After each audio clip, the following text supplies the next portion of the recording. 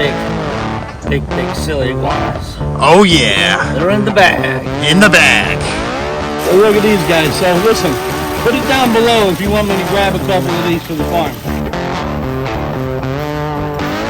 Iguana people. Today the iguana people are in Homestead, Florida at a local koi farm. What will they see? Stay tuned. What's up, YouTube? Guess what?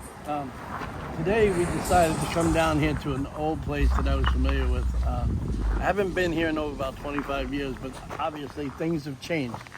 My friend Mike used to own this place. It's called Redland Koi. We're gonna go inside and we're gonna meet somebody named Austin. Catch you inside.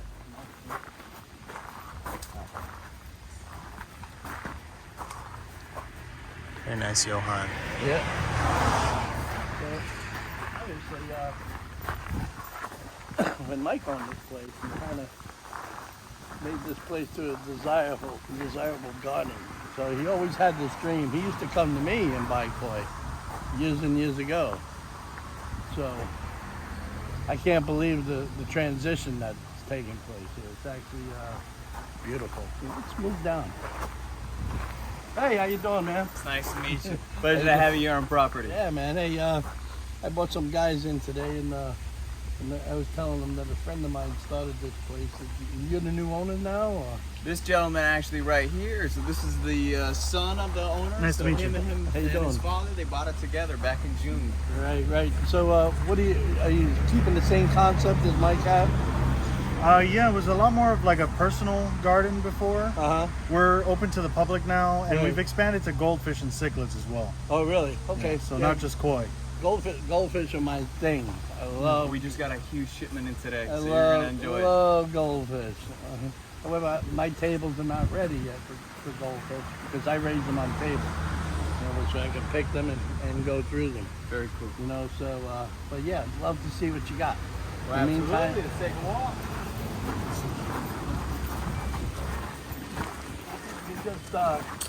People could just like come here and relax, maybe have some coffee.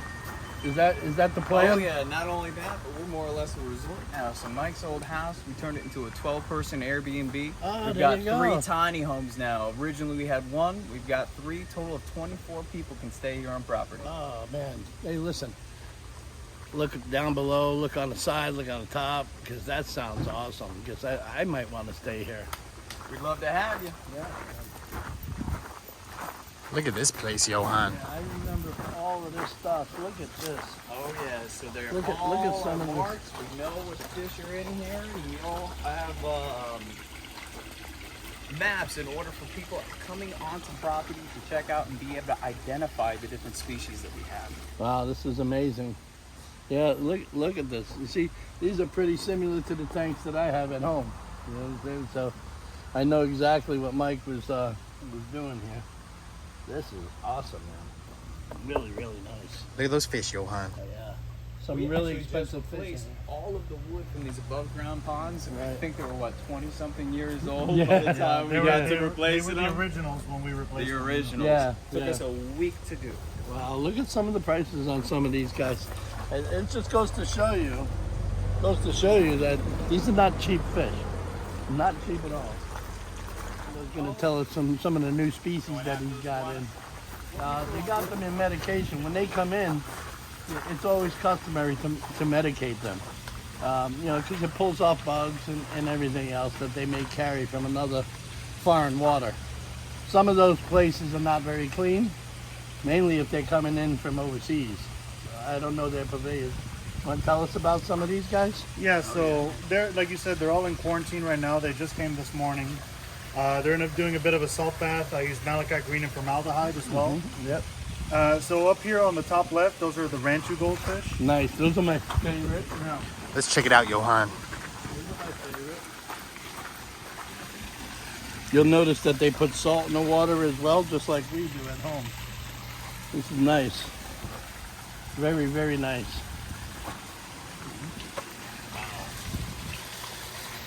How long are you going to quarantine them for? About 12 days? About a week. About a week or 10 days is usually enough.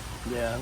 if you have a problem, obviously you do it for longer. But Oh yeah. if there's an issue, it'll rise up in the first few days. Right, right. And we have the same system, the same thing. Really nice unit. I have mine a very long time.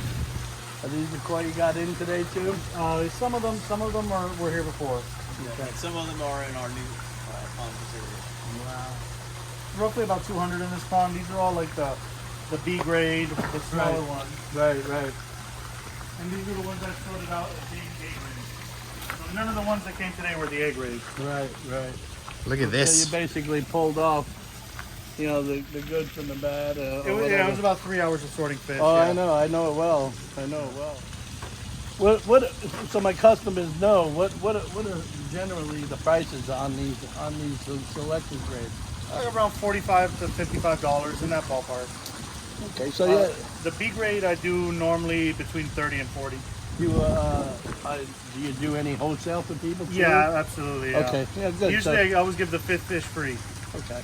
So. Oh yeah, and it's like if any of you guys out there that are into, stocking ponds and stuff like that, I'm sure you can tell your customers or whatever, or call him, and maybe he has some that are kind of undesirable, but they're nice sized fish to throw in to a pond. Sometimes they do that, I know I've always done it, and looking at some of these fish here, they seem to be very, very active and very healthy.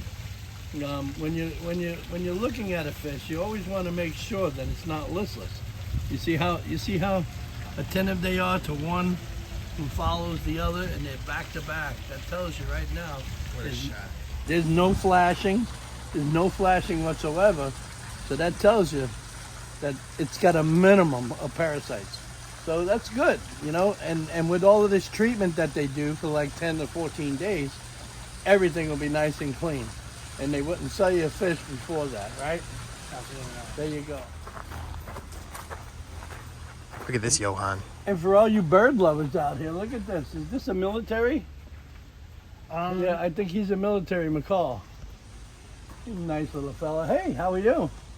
I see that you are a little nervous, so you're picking yourself. Yeah, she picks. I had a vet come look at her. We've tried some T-blends in the water. Right. Tried putting toys in there, but Have you tried chicken bones?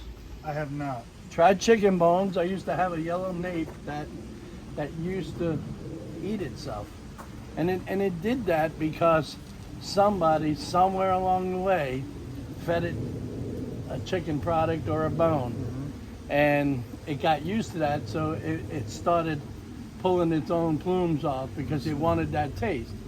So what I did is I stopped it, is every once in a while I'll throw a chicken bone in there, or I'd tie it onto the stick, and they'll gnaw it up. They're not going to choke on it, and his plumes will start to grow back. Yeah. But yeah, I love birds. We're getting ready to put up a sanctuary on our place. Beautiful We bird. put in a 16 by 16 thing. We're not sure on what we're gonna get though. It's kind of like a secret right now. He had a cockatoo as well, but he took that one with him. Look at this guy. Hey, Wow. how are y'all? How you doing? Hello. Oh, he's coming for a visit, Johan. Yeah, he is. He is.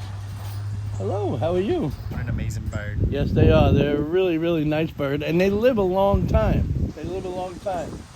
And I'll tell you, some of them can get really, really nasty, but some of them can become very loyal. Let's move on.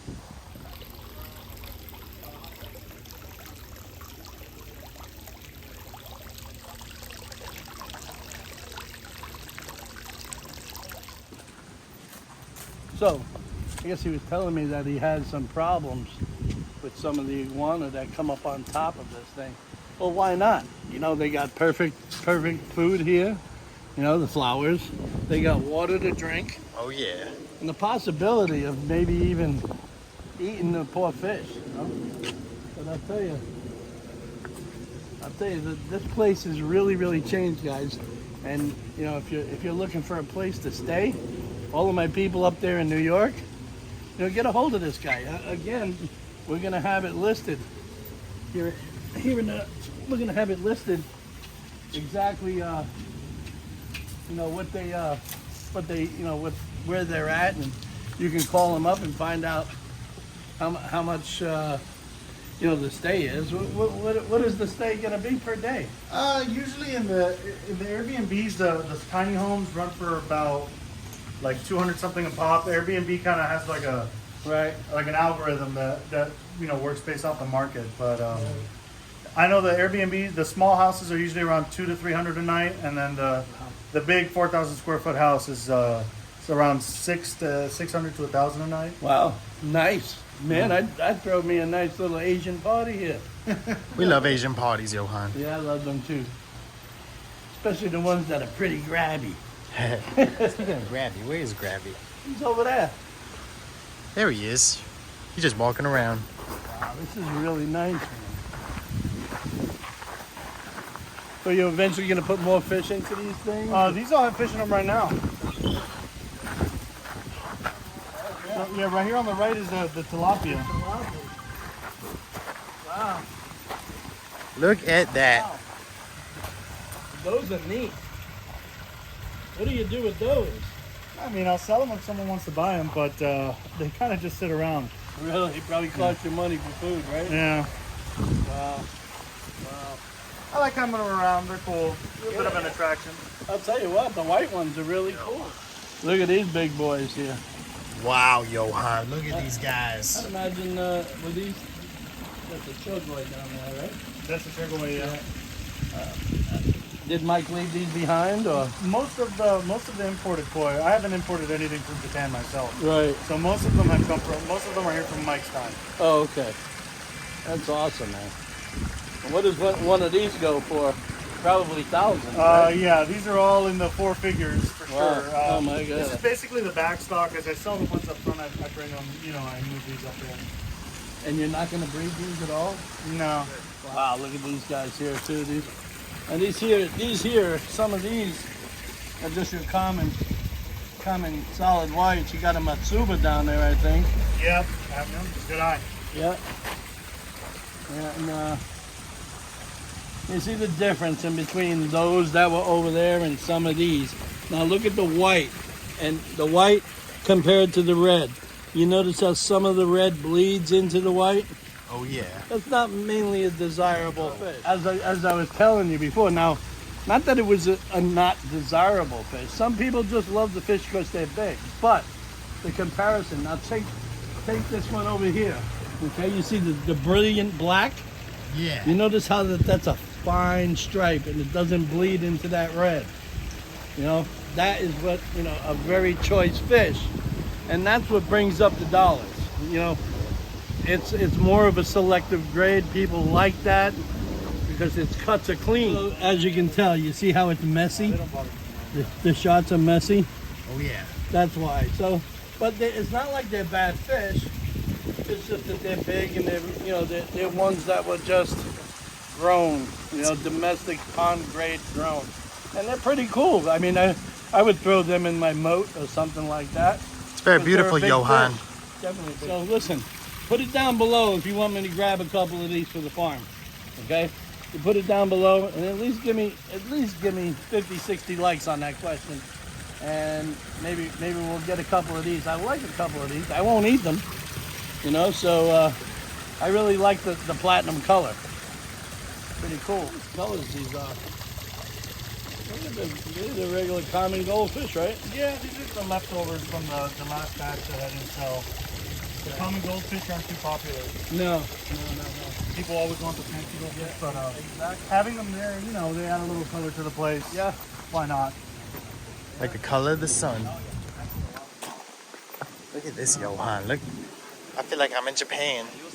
You feel like you're in Japan? Oh, yeah.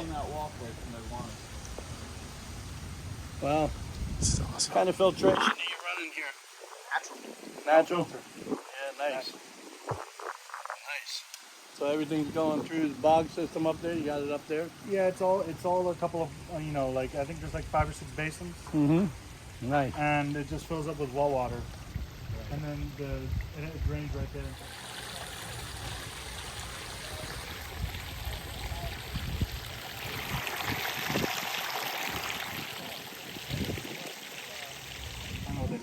So, guys, I'm glad that you came to us with this journey, and I look forward to doing some work with this gentleman.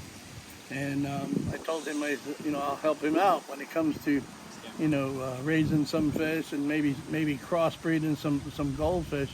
Told him that I'll help him out doing that. So you got to forgive the sound effects because they're all over the place here.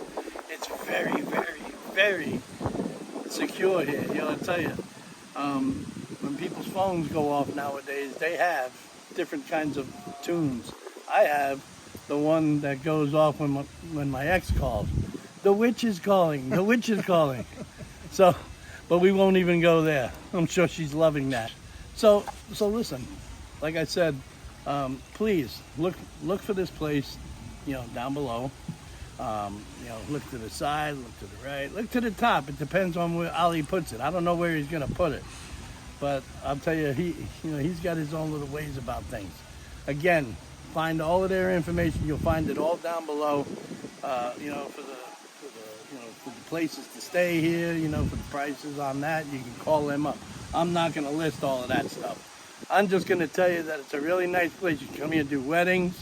You can probably even cater food here. Picnics, you can do it all. Who knew, right? Oh my goodness. Hey, it's been a pleasure's all mine. Yeah, man, I can't wait to come back. And I'll see you here. Make sure you tell them Johan Sunset sent you. Say goodbye, Ollie. Bye. He's over there with his gun running around. He don't go nowhere without his gun. Just carrying it around everywhere, Johan. Carrying it around everywhere. He just loves it. He loves it.